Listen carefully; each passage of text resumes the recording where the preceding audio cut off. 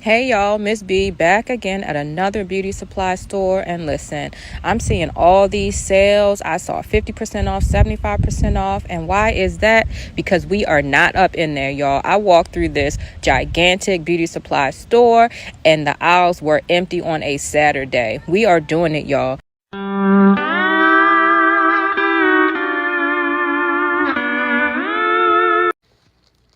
Now they want to boycott black businesses that they've never stepped a foot in. I think we'll be all right. Most of us just cater to each other in the first place. So I think we'll be fucking fine. But enjoy the boycott because we're doing a blackout. We're not boycotting. We are blacking you out forever. God have mercy upon us.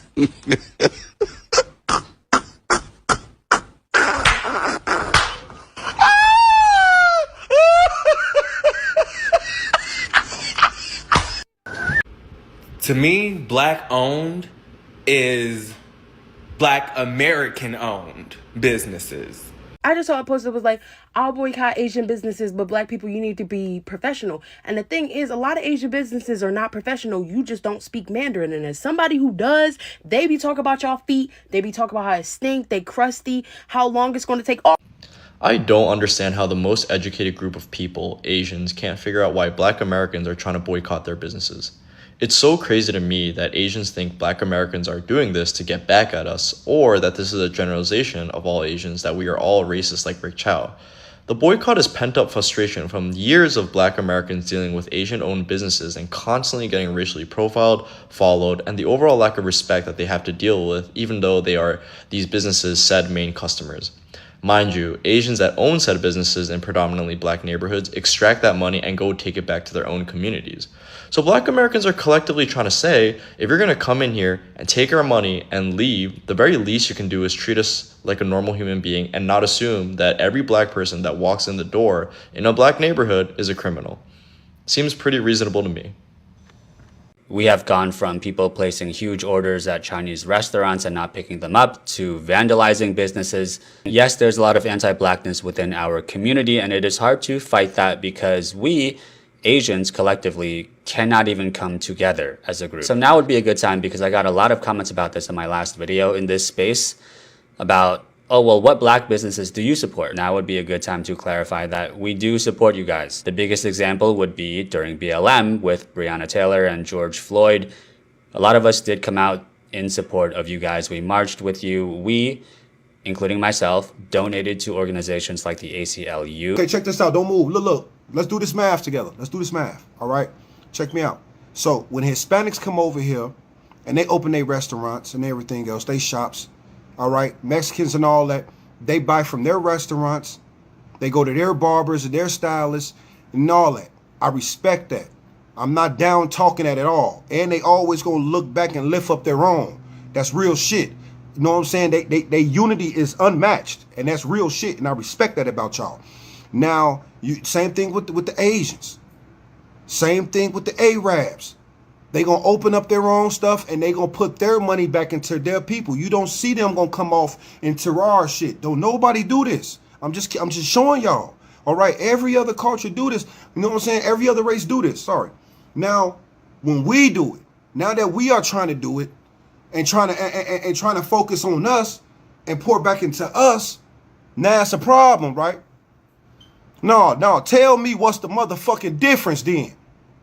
I want to know what's the fucking difference between everybody else put money back into their motherfucking people, but when my people want to do it, it's a goddamn problem. And then you got everybody saying, oh, they ain't gonna do it. Y'all don't want to see us do it. Why y'all don't want us to see us do it so bad, huh? Y'all love us, huh? Y'all hate to see us go, huh? It ain't gonna happen overnight. But gradually it is, you know what I'm saying? We got to focus on us, man. But it's just the fucked up part about it, man, that everybody can do them and everybody can focus on their people. But when we start to do it, it's racism. Y'all be so quick to try to put racism on my people and on us, you know what I'm saying, that y'all be reaching too fucking far. You can't put that shit on us. My people have been through too much as it is. You know what I'm saying? From our land being taken. You feel me? We'd have been through too much as it is already bad. But for y'all gonna sit here and try to put racism upon us. When you try to see this time round, most white Asians Americans honor the way they are crying, begging Black Dollar to come back to be their customers. It is something really bad when you see them the way they are standing in their restaurants, in their stores and warehouse rooms. No one is entering and some areas are completely empty. This is something which is making them lose. They couldn't believe what they are seeing. It is happening on their side. They have been doing businesses in America for some many years. Many different dollars from Black people were being brought to their shops. Now this time round, when they see Black people supporting their own Black people and their own Black culture but not coming to their shops and businesses, they can't believe it. Guys, let me know what is your opinion in the comment section as we dive into the next episode. And to the Asian man who had something to say about Black people boycotting the Asian community like we need him, let me tell y'all, he must need a reality check. First, let me just start by saying these are a couple of things that he said that if we take away, we ain't gonna survive. So he said Chinese food, dry cleaners, laundromat, liquor stores, Jordan, Nike, shower cap, sound system, and microphones, y'all. Honey, you must ain't know we got soul food. We got the collard greens and neck bones. We got the macaroni and cheese. We got the fried chicken. We got the turkey wings. We got the yellow rice. We got the cornbread. We got the tuna salad. We got the potato salad. And we got the dressing. Sir, we will survive without your Chinese food. We can really survive without your food, and you ought to be happy, because if it wasn't for the Black community, your food would still not went nowhere. Because we honored and appreciated your food, and yeah, it was good, but sir, we can live without it. We got soul food over here, sir. Soul food over here, and we got soul food takeout. So what are you talking about? You gonna talking about laundromats and dry cleaners? Do you forget that we are do you know what we went through? And you think because you going to take your laundromats and dry cleaners for us that we just going to poo and just go with our grandmamas used to hang our clothes on the clothing line. We used to wash our clothes on the washboard. You ought to be happy that Black people is bringing their business to you to get a washer and a dryer, sir. You ought to be happy. You think white's the only one that's making y'all rich and giving y'all what y'all need? Will we play a major part in that? Honey, you must need a reality check. Now, the only thing that I can say is us Black folks do spend too much money on Jordans and Nikes. Billions of dollars on Jordans and Nikes. But Michael Jordan is a Black man, is he not? And sound systems and microphone. Have you not heard a Black soprano? Have you not ever been to a Black church to hear a Black woman or a Black man sing in a high note without your microphones, baby? Our voices are magical. Our voices are golden. What God has gave us is a gift that no man on this earth have. We sound good without your microphones, sir. We can sing an a cappella song and sound chef kiss well. So you're talking about taking your and rap with your hat on that started with Black people. Look how you wearing that hat. You look like a Black man. So I say all that to say you sound like a spoiled kid whose mama's been giving them everything. And now it seems to be that mama needs to punish you for what you're saying and take back everything I gave to you. You sound like a crying little baby. You know, like when a mom takes a kid's gaming system and stuff like that because she was the one that's giving him all of that. And she needs to give him a reality check to get him to act right and be right. Sir, you sound like a spoiled kid. And it sounds like we need to put BTA. That's even if you know what that means. BTA to your community. And maybe you'll understand and see. I just saw a video from a Black creator detailing her horrific and racist work experience at a Korean company called Eben, which exclusively caters to Black women with hair products. And her video is linked below in the description for this video. And here is your PSA as someone who has worked for many, many, many Korean corporations. Don't do it. don't do it. It doesn't matter what ethnicity you are. These companies are some of the most toxic places I have had the displeasure of dealing with. And I am still dealing with the trauma of my own termination last August. So if you're new here, I used to work for the only Korean car brand, and I was also wrongfully terminated. But I have not had the time or energy to bring a wrongful termination suit because I am still in the middle of a divorce and I have all these other legal issues going on. So I just do not have it in me to fight against a large corporation. But let me go into why these places are toxic. First and foremost, I am not going to excuse the racism because I saw it at my own company. One of the VPs was a black woman, and things that people would say about her in Korean, not overtly racist, but very, very stereotypical. And in hindsight, I really wish I had gone to HR about it, except, here's the problem. HR was also full of Koreans and or Korean Americans, Koreans in the diaspora, right? It has something to do with the competitive culture and how that has become so toxic, whether that company is in Korea, where I worked, or here in the US, where I also worked. And it's the same story every single time. Koreans have bullying down to an art. That's what happened to me at my company. Because you are expected to conform, if you stick out, whether in appearance, in quote-unquote attitude, when you speak up about things that you feel should be talked about, but all of the executives don't, then you are singled out. It's really fucking absurd to me how Asian businesses want compassion from black people right now, but it's just like, that man spoke for the collective. As a black person, I know that it's a lot of hostility when you go to these Asian businesses, these Asian hair stores, these Asian nail salons, these Chinese spots. They're always looking at niggas like a fucking criminal. And then it's like they want us to exclude them from the boycott, but their actions aren't gonna fucking change. These behaviors aren't gonna fucking change. At the end of the day, there will still be black people that go support these businesses and still get racially targeted, racially profiled, stereotyped. Why would I come spend my money with a group of motherfuckers who literally don't like me? And the last time I checked, niggas was so poor. We was so broke. We need to save our money because we're welfare, baby. Well, guess what?